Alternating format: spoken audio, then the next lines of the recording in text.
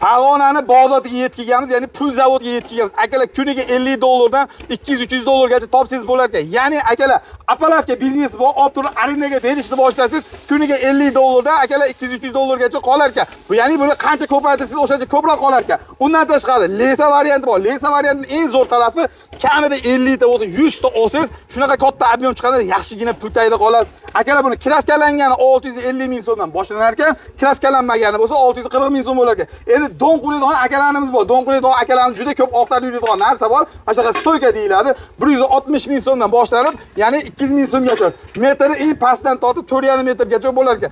Bitta ob'yemda qaranglar, juda katta ob'yemda bor. Biz zavodda turib, bizda zavod ko'rsatib oling. Endi lesalarimizni mana ko'rib turibsizlar, kraskalangani va kraskallanmaganlari bor. Endi bularni, ya'ni o'sha o'zimizni jaydaricha, xullas apalavkalarimiz bo'lsa, akalar, hop, eng kichkinasi 27 santimetrdan 1 metrgacha bo'ladi, ya'ni balandligi. Eng qiziqarli joyi bularni 3,5 million so'mdan 14,5 million so'mgacha bor. Legolilari bor, oddiylari bor. Bu oddiy bo'ladi, ya'ni legoli varianti bo'lsa 5 xil vazifani bajaradi. Akalar, biz Farg'onani bog'dotda turib, siz qatdan kuzatasiz, kommentariy yozib ketinglar. Pastdagi raqamlarga aloqa qilib, gazini bosa olamiz, xudo xolasa kelishtirib beradigan xonasi bor. Eng optim birinchi qo'l joydamiz.